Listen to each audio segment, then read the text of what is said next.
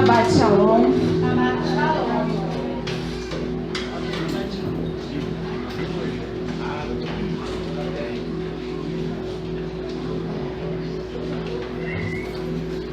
Vamos abrir a nossa palavra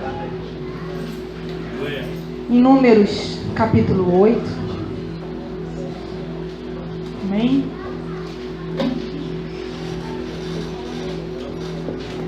Antes eu queria ler um versículo.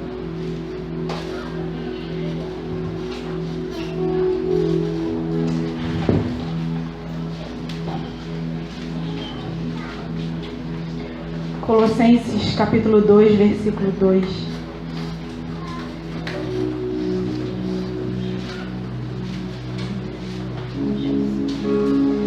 Onde Paulo fala: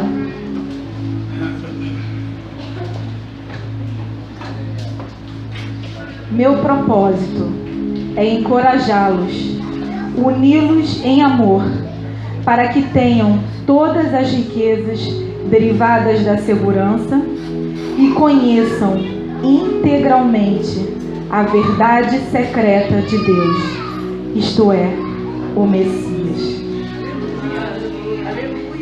Para que conheçam integralmente a verdade secreta de Deus, isto é, o Messias.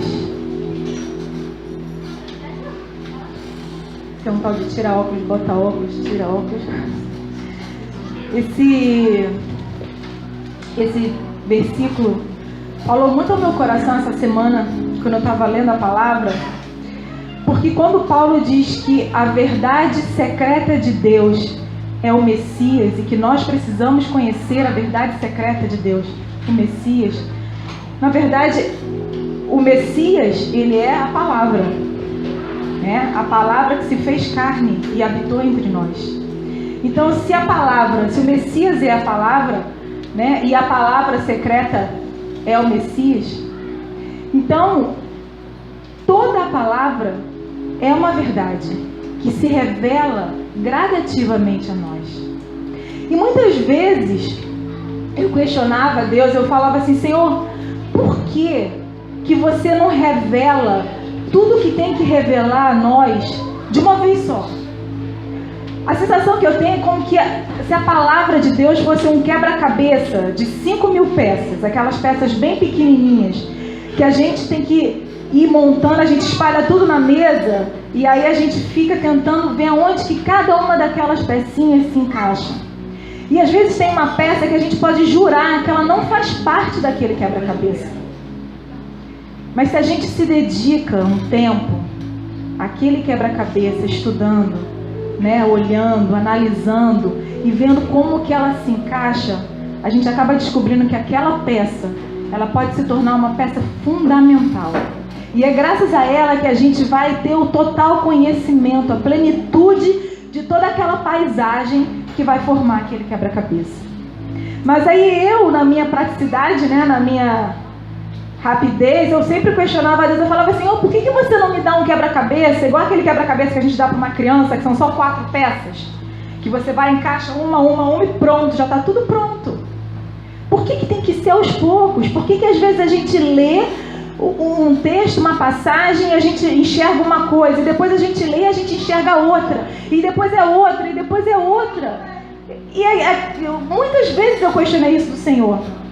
E essa semana, quando eu li esse versículo que falava que a verdade secreta é o Messias, é a palavra, o Senhor, a voz do Senhor veio, como sempre ela vem, né? Quando ela fala com a gente, ela é suave, mas ela é firme ao mesmo tempo.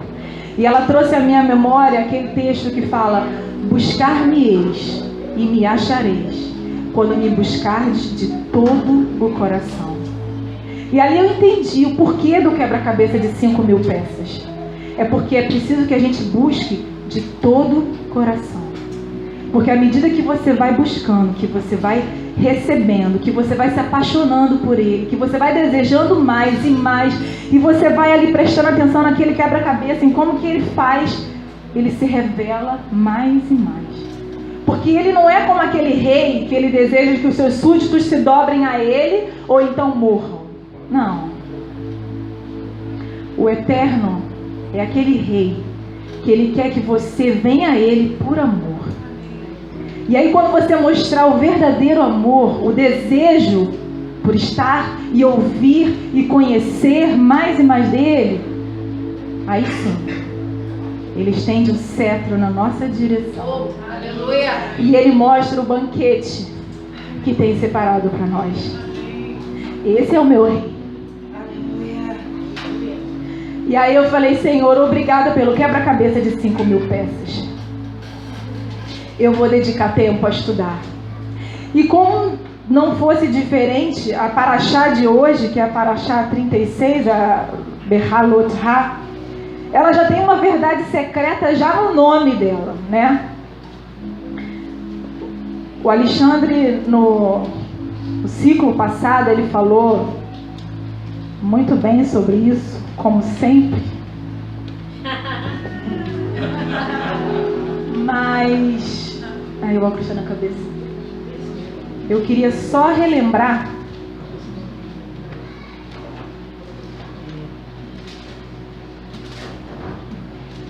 porque são verdades secretas que o Eterno vai nos mostrando e que são muito preciosas. Vale a pena vocês olharem lá no canal da igreja, né? É canal que fala, Alexandre? Sou super tecnológica, canal. No canal da Missão Bereshit. E assistir. Mas o fato é que na Paraxá 36, quando diz, né, o nome dela, Behalot Ha, quando você acender, né? A raiz da palavra Behalot Ha, ela é a única vez, né, em que a Bíblia usa esse termo, né, que é a raiz alô, né, ou alá, ela significa acender, elevar. Não significa simplesmente acender uma lâmpada, como a gente usa na Bíblia, como a gente vê na Bíblia, em todas as outras situações, a gente usa também quando vai fazer a oração da abertura do Shabat, ao acender as velas, a gente fala lehadlik, porque a palavra lehadlik, ela significa simplesmente acender. Vamos acender. Mas a palavra Behalot Ha, né, a raiz dela significa não simplesmente acender, mas elevar, ascender, subir. E por quê? Qual é a verdade secreta que está escondida aí? Porque quando a gente fala da menorá, que a gente acende a chama, né? Alexandre falou disso. A chama, ela eleva, ela vai na direção do céu. Ela é elevada na direção do céu, na direção do único que é digno de todo louvor, de toda adoração, que é o Eterno. E é assim que nós temos que estar, buscando estar conectados com o Eterno. Amém? E aí, quando você vai lendo essa paraxá, que é muito rica, tem muitas coisas para a gente explorar, né? Você pode ficar tempos e tempos meditando e lendo sobre ela. Eu entendi, quando eu li, para mim, eu acho que a gente pode resumir a paraxá em 2 frases.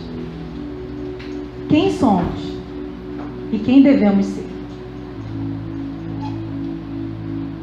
Quem somos? As verdades secretas, elas só são reveladas se nós a conhecermos. Eu não posso contar um segredo para você se eu não sei o segredo. Eu preciso conhecer o segredo. Da mesma forma, a gente só pode revelar o Eterno se a gente conhecer. E aí, essa paraxá, ela traz essa verdade que aos meus olhos, né, se resume nessa frase: quem somos e quem devemos ser. Porque, embora sejam vários assuntos, esses assuntos, eles se conectam. Eu aprendi nesse tempo, né, que nada na Bíblia está aqui por acaso. Cada texto, não só, antes eu achava que só a antiga aliança e a nova aliança se complementavam. Mas hoje não, hoje eu sei que não é só isso, não é só o todo. Cada texto, cada parte da paraxá, ela não está ali por acaso. Ela não tem aquela sequência por acaso. Tudo tem um porquê. Porque o nosso Deus, ele é detalhista, ele se preocupa com cada detalhe. E tem um princípio, né, judaico que diz assim: cada aspecto de nossas vidas, mesmo os desejos e necessidades mais básicos, são guiados, assistidos e sustentados pela Torá. Porque o nosso Deus é detalhista, ele se preocupa com cada parte do quebra-cabeça da sua vida. Às vezes a gente entrega a parte que diz respeito ao meu ministério, a parte que diz respeito à minha família, a parte que diz respeito ao meu trabalho, mas a parte que diz respeito às minhas finanças, como eu vou administrá-las, essa fica comigo. E não é isso que o Eterno quer de nós. O princípio diz: cada aspecto das nossas vidas, mesmo os desejos e necessidades mais básicos, são guiados, assistidos e sustentados pela Torá. E aí a palavra, né, essa paraxá, ela fala, né, como eu disse, ela se resume em quem somos e quem devemos ser. Porque quem somos? Vamos analisar. Quem você é? Hã? Quem somos? Como é a nossa natureza? Como Deus nos fez? Como nós reagimos às nossas frustrações? Como nós reagimos quando somos contrariados? Quando aquilo que a gente quer não acontece? Quando aquilo que a gente quer ouvir não é falado? A nossa natureza é falha. E Deus, sabendo disso a todo instante, Ele está nos ensinando como devemos ser. Essa passagem lá em Números 11, vamos abrir lá para a gente ler.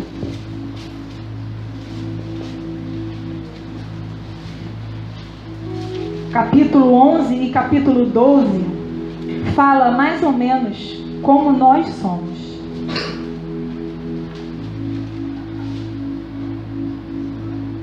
Muitas vezes nós erramos buscando acertar, mas erramos. Todo mundo já abriu? Vamos ler. Alguém lê para mim, por favor, do 4 ao 6. Outra pessoa lê do 10 ao 20 e outra do 30 ao 34, por favor.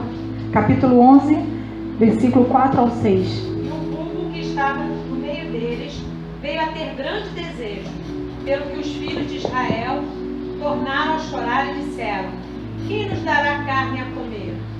Lembramos-nos dos peixes que no Egito comíamos de graça, e dos pepinos, e dos melões, e das cebolas e dos alhos, mas agora nossa alma se seca, coisa nenhuma há, senão este maná diante dos nossos olhos. 10 ao 20.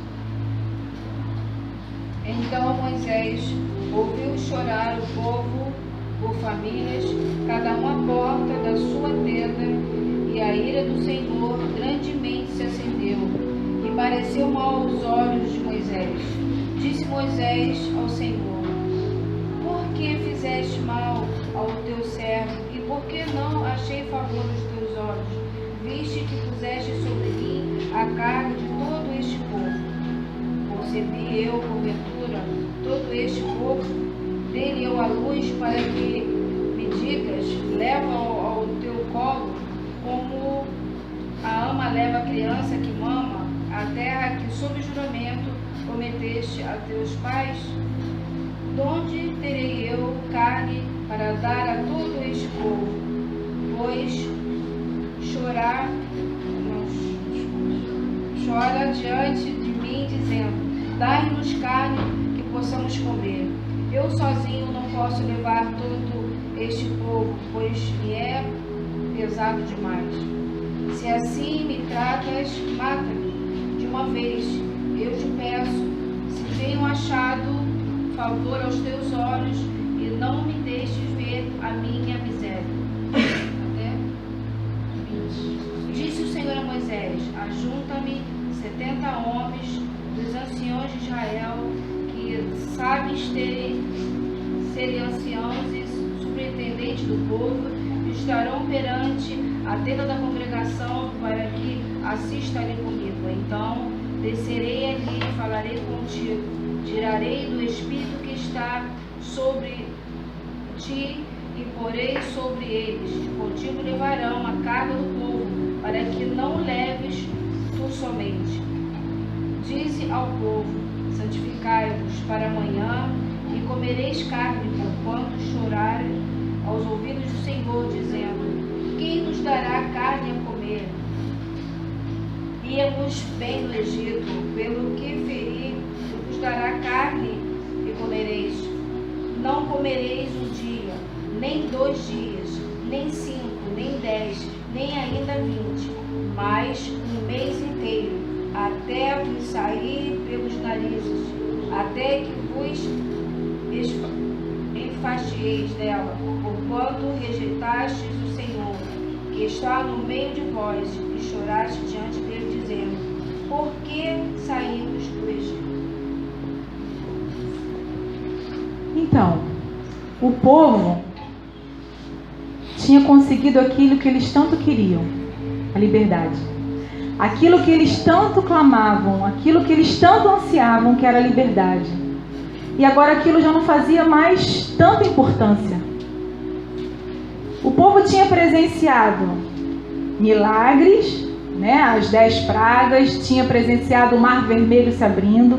O povo tinha presenciado que Deus era a sua provisão, quando o maná caía do céu, quando saía a água da rocha. Mas de repente tudo aquilo, todos aqueles milagres, toda aquela provisão se torna insignificante diante de comer carne. O desejo de comer carne se torna maior e de repente os olhos começam a ficar focados não no que se tem, mas no que se não tem. E ao invés de ter um imenso sentimento de gratidão e satisfação por tudo que o Eterno tinha feito com eles, o que se vê em meio ao arraial é ingratidão, murmuração e insatisfação. Eu lembro que uma vez, quando o Pedro operou, eu estava até conversando com a Suzana sobre isso, não sei se você lembra. A gente estava no elevador, você tinha ido visitar o Pedro no hospital, e a gente estava conversando sobre uma passagem, falava justamente sobre isso, sobre a murmuração do povo no deserto. E você falou para mim assim: mas é igual o povo hoje, pastora, é igual o povo hoje. Eu parei assim, a gente ganha uma coisa, recebe uma coisa, quando as coisas não andam bem como a gente quer, o povo murmura. Eu falei: é verdade. Inconscientemente, a gente se comporta exatamente como eles no deserto.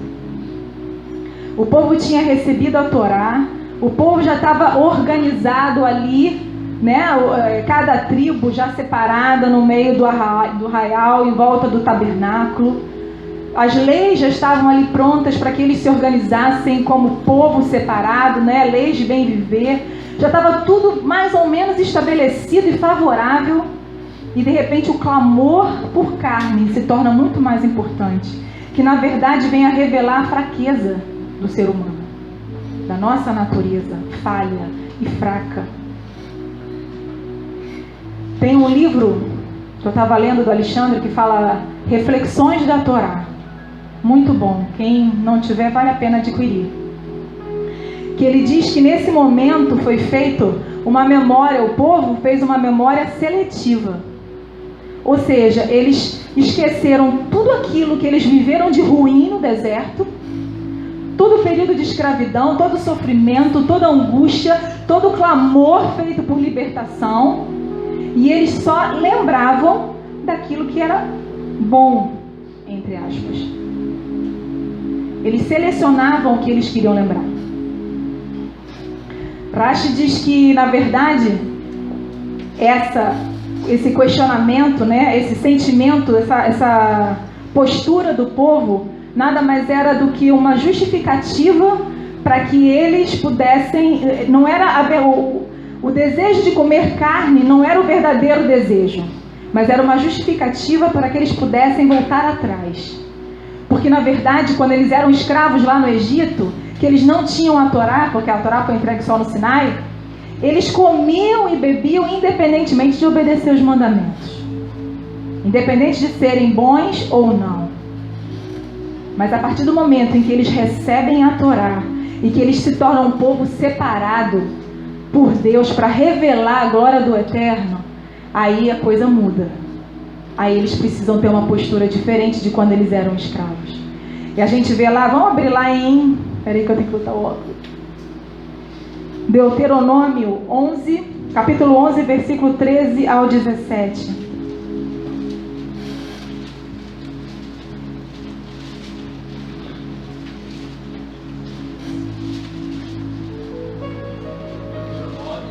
Capítulo 11, versículo 13 ao 17.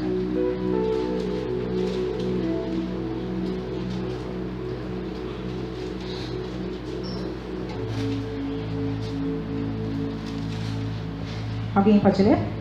Portanto, se ouvirem com cuidado as minhas lições, que trago hoje a vocês, amando Adonai, Deus de vocês, servindo com todo o coração e todo o ser, então diz Adonai, darei à terra de vocês chuva nas estações certas, incluindo as primeiras chuvas do outono e as chuvas tardias da primavera, para que vocês juntem o trigo, vinho novo e azeite de oliva. E darei a seus campos relva para o gado. Com resultado, vocês comerão até ficarem satisfeitos. No entanto, sejam cuidadosos para não se deixar seduzir, para que não se desviem, sigam outros deuses e os adorem. Se o fizerem, a ira de Adonai se acenderá contra vocês. Ele fechará o céu para que não chova. O solo não produzirá nada. E vocês desaparecerão rapidamente da boa terra que Adonai dá a vocês. Portanto, guardem essas minhas palavras com seu coração e com todo o ser. Atem-nas à mão como sinal. Ponham-nas em sua faixa à volta da testa. Ensinem-nas com cuidado a seus filhos, falando a respeito delas como se sentam em casa, quando andam pela estrada, quando se deitam e quando se levantam. E escrevam-nas nos batentes das portas da sua casa e dos seus portões, para que vocês e seus filhos vivam muitos anos na terra que Adonai jurou dar aos seus antepassados, enquanto existisse o céu sobre a terra. Então agora, com a Torá, a postura tem que ser diferente. Quando eles falam então que lá no Egito nós tínhamos peixes de graça, na verdade não tinham peixes de graça, porque nem a palha era dada de graça. Na verdade o que eles estão dizendo, segundo Rashi, é que o peixe de graça significa tínhamos comida sem ônus dos mandamentos. E aí lembrei quando eu li isso, ouvi esse comentário, eu lembrei da Suzana e pensei assim, quantos de nós realmente não nos portamos dessa forma, né? Quantos de nós, quando nos deparamos com situações difíceis, que a gente parece que está passando por uma moenda, né? Que tudo está difícil, a gente começa a lembrar do Egito. Eu já ouvi pessoas dizerem assim, poxa, quando eu não era crente era muito melhor. Nada disso acontecia. A gente passa a ter a memória seletiva também. A gente lembra do que é conveniente. Mas Jesus nunca prometeu pra gente uma vida fácil. Os grandes homens de Deus, se você parar para analisar, desde quando eles iniciaram o chamado deles até a morte, nunca tiveram uma vida fácil. Nunca. Por que você quer ter?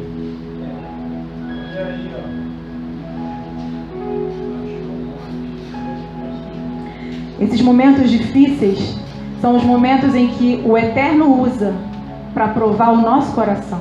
Não porque ele precisa conhecer, não porque ele precisa saber se a Luciana vai ser fiel a ele, se a Luciana vai ser forte e vai ser aprovada. Ele já sabe. Mas é para que a Luciana saiba quais são as suas fraquezas. Para que a Luciana aprenda a se tornar melhor diante delas, ao invés de murmurar como o povo fez. E por murmurar ficaram 40 anos no deserto.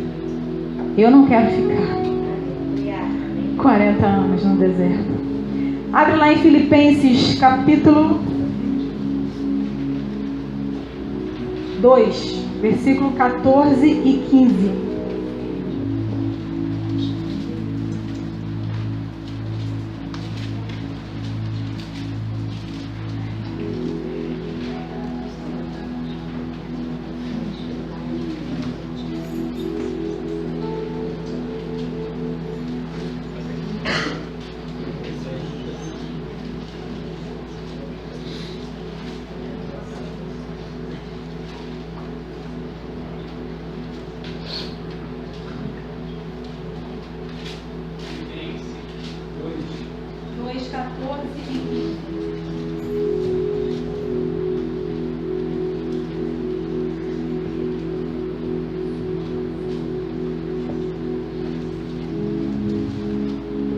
Alguém pode ler?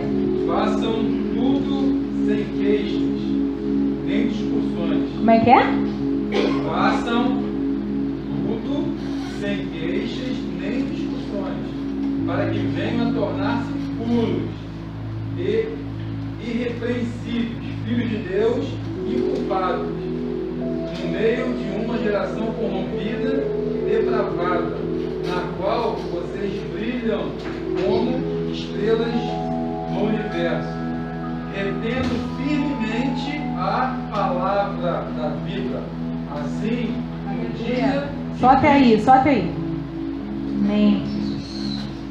Então, segundo Filipenses 2, 14 e 15, não murmure. Aprenda o que você tem que aprender com a situação difícil, para se tornar alguém melhor. A gente sempre tem algo a aprender, eu tenho certeza disso. Amém? Números capítulo 12 também fala sobre uma outra situação de como nós somos.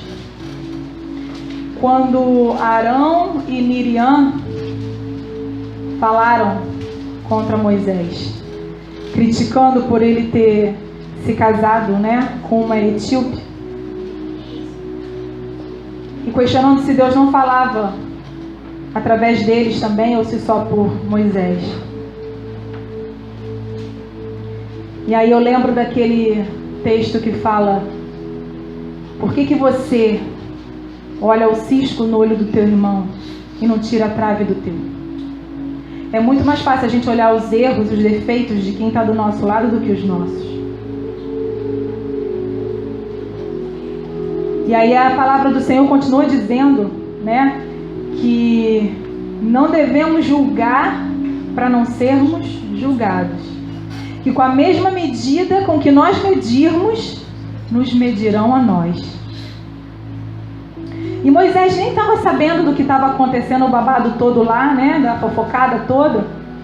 Mas nosso justo juiz, aquele que não dorme, foi lá, chamou os três, mandou os três para a tenda do encontro e ali discipulou. E Deus fala lá no capítulo 12, versículo 3. Diz assim: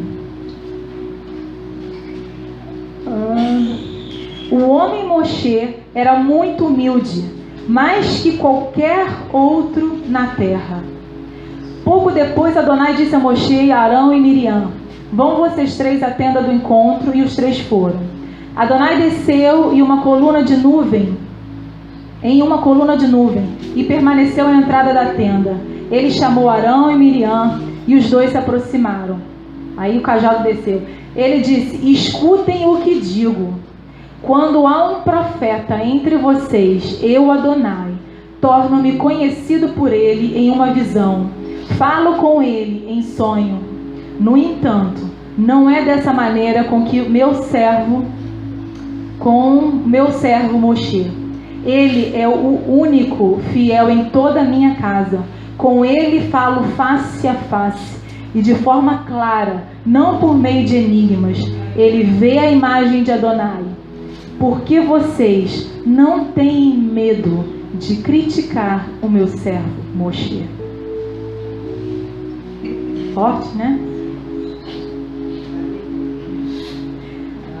Ainda que o Senhor tivesse falado, que Moshe era humilde, era fiel, uma série de atributos, ainda teve gente para se levantar para falar mal dele. Sempre vai ter. Isso eu já entendi. Sempre vai ter alguém para levantar para falar mal de você. Ou porque você fez, ou porque você deixou de fazer. Sempre vai ter. E aí, a palavra diz que mesmo apesar de tudo isso, né, Moshe ainda orou pedindo a cura de Miriam, porque ela instantaneamente ficou leprosa. Aí eu te pergunto, por quê? Por que Moshe aparentemente era uma pessoa diferente? Porque quando eu leio lá no Êxodo 4, quando Deus chama ele para libertar o povo, ele era uma pessoa como qualquer um de nós. Ele de primeira, ele hesitou, ele falou, Senhor, manda outro. Não foi? O que ele falou? Qual foi o primeiro argumento? Eles não vão crer em mim. E aí Deus vai lá e mostra, você vai botar a mão, ela vai sair leprosa, você vai botar, ela vai ficar curada, você vai jogar o cajado, vai virar cobra, vai pegar, vai virar cajado. Ainda assim ele fala, Senhor, manda outro. Aí ele diz, minha boca é lenta, eu não sou bom orador. E aí Deus, eu sou com a tua boca, eu vou dizer o que você precisa falar. Ele diz, Senhor, mas manda outro.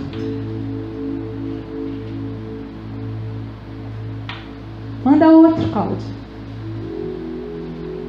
Manda outro. Sabe o que Deus viu em Moisés? E o que Deus vê em você? Seu coração. A palavra do Senhor diz que Deus não vê como o homem vê. Porque o homem vê o exterior. Aquela pessoa bonita, letrada, estudiosa, que frequenta, faz, acontece, muda, sei lá. Mas Deus viu o coração. E Deus viu o coração de Moisés.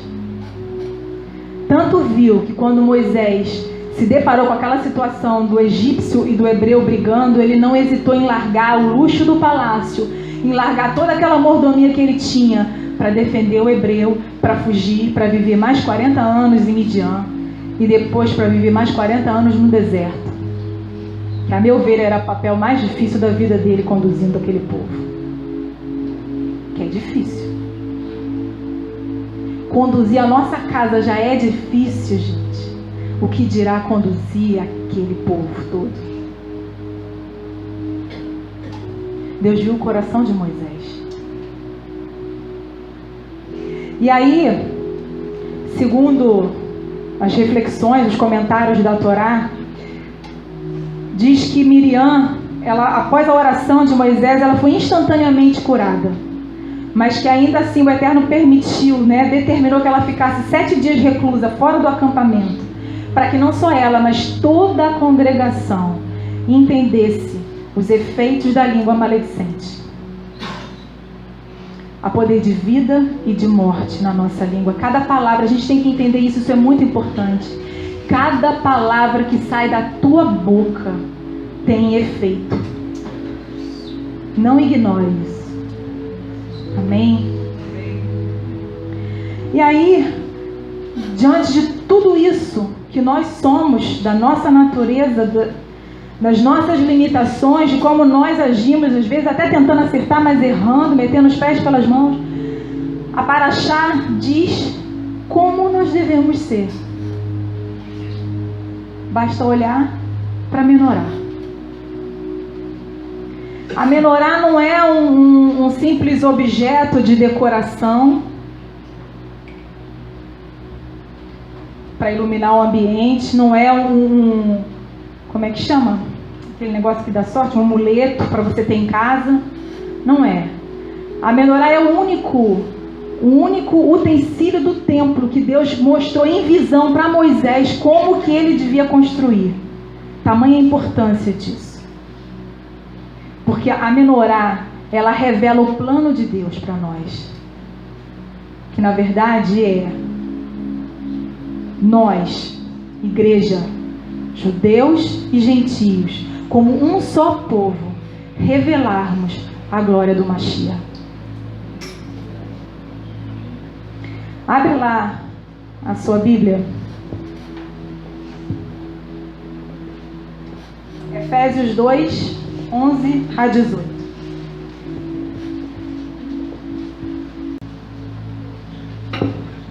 Amém? Lê para mim, Lélia. Portanto, lembrai-vos de que vós, no outro tempo, eres gentios na carne, chamados incircuncisão, pelos que na carne se chamam circuncisão feita pela mão dos homens. E naquele tempo estáveis sem Cristo, separados da comunidade de Israel e estranhos ao concerto da promessa, não tendo esperança e sem Deus no mundo. Mas agora, em Cristo Jesus, vós que antes estáveis longe, já pelo sangue de Cristo chegastes perto, porque Ele é a nossa paz, o qual de ambos os povos fez um, e derrubando a parede de separação que estava no meio, na sua carne desfez a inimizade, isto é, a lei dos mandamentos, e consistia em ordenanças, para criar em si mesmo dos dois um novo homem, fazendo a paz, e pela cruz reconciliar ambos com Deus em um corpo, matando com ela as inimizades. E vindo ele, evangelizou a paz a vós que estáveis longe e aos que estavam perto, porque por ele ambos temos acesso ao Pai em um mesmo Espírito. Aleluia. Abre em Apocalipse, capítulo 1, do 12 ao 20.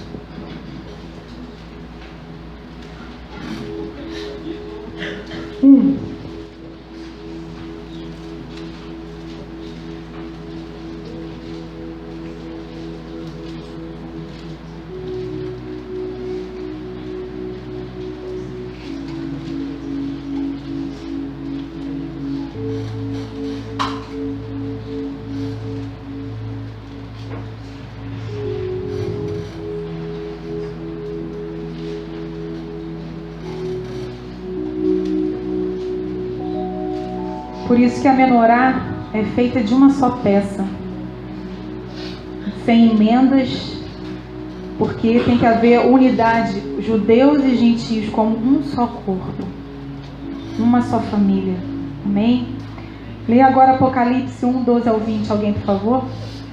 Voltei-me para ver quem falava comigo, e ao voltar-me vi 7 castiçais de ouro, e no meio dos candeeiros um semelhante ao Filho do Homem, vestido de uma roupa talar, e cingido à altura do peito com um cinto de ouro. E a sua cabeça e cabelos eram brancos como lã branca, como a neve, e os seus olhos como chama de fogo, e os seus pés semelhantes a latão reluzente, que fora refinado numa fornalha, e a sua voz como a voz de muitas águas. Tinha ele na sua destra 7 estrelas, e da sua boca saía uma aguda espada de 2 gumes. E o seu rosto era como o sol quando resplandece na sua força.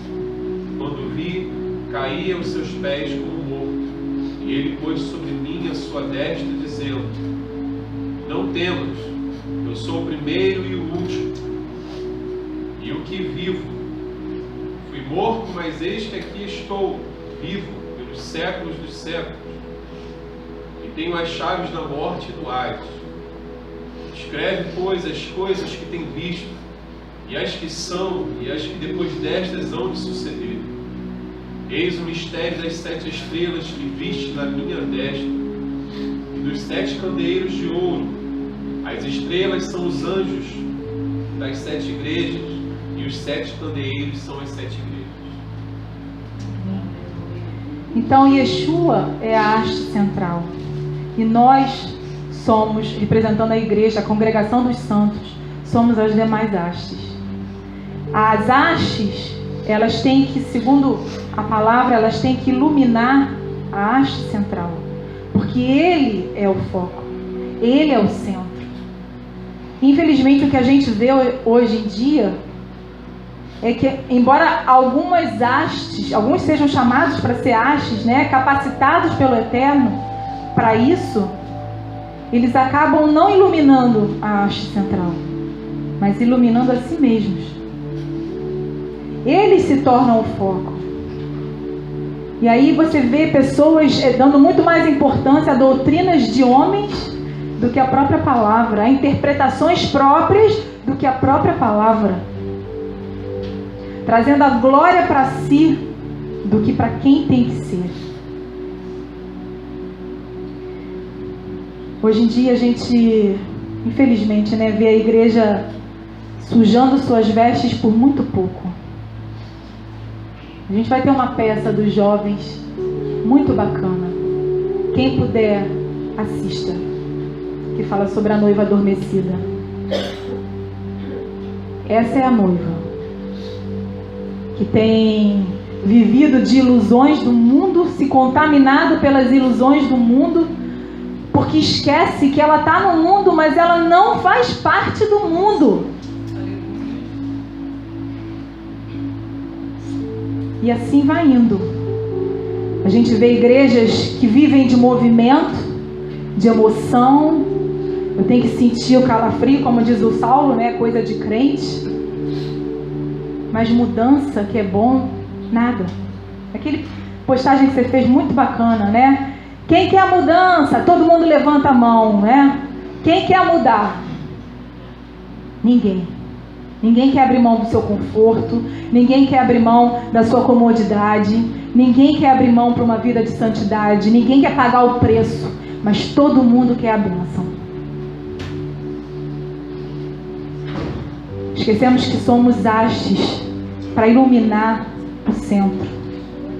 A palavra de Deus diz, eu anotei aqui, não vou ler para a gente não gastar muito tempo, Mateus 5, versículo 14 a 16, fala que quando você acende um candeeiro, você não acende para cobrir a luz com uma vasilha. Você acende para colocar ele num lugar alto, que possa iluminar todo o ambiente. Então nós, enquanto igreja santa, separada, fomos chamados para refletir a glória do Mashiach, para refletir o reino de Deus aqui na terra, para mostrar ao mundo quem Ele é através de nós, através dos nossos pensamentos, das nossas atitudes, da nossa postura. Não para mostrar quem eu sou, o meu potencial, o meu entendimento, o meu conhecimento. A igreja está adormecida, está doente, não entende isso. Fomos chamados para refletir a luz do Messias. E para terminar, eu queria comentar sobre mais uma verdade secreta, que às vezes passa desapercebida por nós, mas que Deus falou muito ao meu coração nessa vez quando a gente foi lá em Israel. Qual era o azeite, de onde vem o azeite que era utilizado para encher a menorá? A gente sabe que é o azeite de primeira prensa, que ele tem que ser mais puro, porque quanto mais puro, mais luz produz, porque quanto mais puro, mais próximo de Deus você está, então mais você vai refletir a glória dele, amém. Mas de onde vem esse azeite? Hã? Sim, mas de que árvore? Da oliveira, que produz a azeitona. Você já parou para estudar sobre a oliveira? Todo mundo sabe, que a oliveira produz azeitona e que a azeitona produz o azeite. Mas alguém teve curiosidade para estudar a oliveira? Quando você vai em Israel, Janete? É de ponta a ponta a oliveira. É a coisa mais linda. E não é uma árvore que você diga assim, nossa, que coisa linda, que para, plantado. A oliveira não tem isso. Mas a oliveira, se você parar, tiver curiosidade para estudar sobre a oliveira, você vai descobrir uma verdade secreta que vai falar ao seu coração, eu tenho certeza. A oliveira é uma das árvores que tem a raiz mais profunda. E por ter essa raiz tão profunda, é que ela consegue não só resistir a toda sorte de tempestade, a toda variação climática, frio, calor, chuva, ventania, ela está sempre de pé. E ela é a única árvore, uma das únicas, que consegue frutificar em meio ao deserto. E é justamente dessa árvore que simboliza Israel que é extraído o azeite para colocar na menorá, para que seja através dela refletido a glória de Deus. Gente, não existe coincidência nas coisas de Deus. Não existe. A oliveira, quando eu li num livro, eu achei muito interessante, que fala que quando se colhem as azeitonas da oliveira e aquela azeitona ela é prensada, aos olhos do homem parece que ela está morrendo, né? A oliveira está esmagada, está ali, ficando toda horrorosa, feiona, né? Saindo o azeite dela. Aos olhos do homem parece que ela está morrendo, mas ela na verdade está produzindo o melhor dela, que é o azeite. Muitas vezes, quando nós somos prensados, quando nós passamos pela moenda, pode parecer que a gente não vai aguentar. Pode parecer que a gente não vai suportar aquilo e que a gente vai morrer. Quantas vezes eu já falei, Senhor, eu não aguento mais, Senhor. Daqui eu não sigo, eu paro aqui mesmo. Quantas vezes? Graças a Deus o Senhor nunca me ouviu. Quantas vezes nós não falamos isso? Mas é nesse momento em que nós temos que escolher. Ou realmente morrer e ficar igual o povo lá murmurando no deserto e ficar 40 anos lá, ou então produzir o melhor de nós. Amém? Glória a Deus. Então que a partir de hoje, quando você olhar para a menorá, você possa lembrar quem você tem sido e quem você precisa ser. Que você possa olhar para ela e lembrar que o azeite, quando ele é misturado com água, com qualquer outro líquido, ele não se mistura. Dessa forma nós temos que ser, nós temos que estar, porque nós temos uma identidade, nós fomos separados, fomos constituídos como nação santa, como povo sacerdotal, que tem uma identidade e que precisa usá-la da forma certa, independentemente das variações climáticas, gente, independentemente de você estar no deserto ou num campo florido. Independentemente disso, você precisa entender quem você precisa ser. Você não pode se misturar, não pode perder a sua natureza. Independente do que seja ou do que você passe, você foi chamado para refletir a haste central. Que quando você olhar para a menorá, você possa lembrar que você, como noiva santa e separada, precisa estar conectada ao Mashiach para estar constantemente queimando a luz. Amém?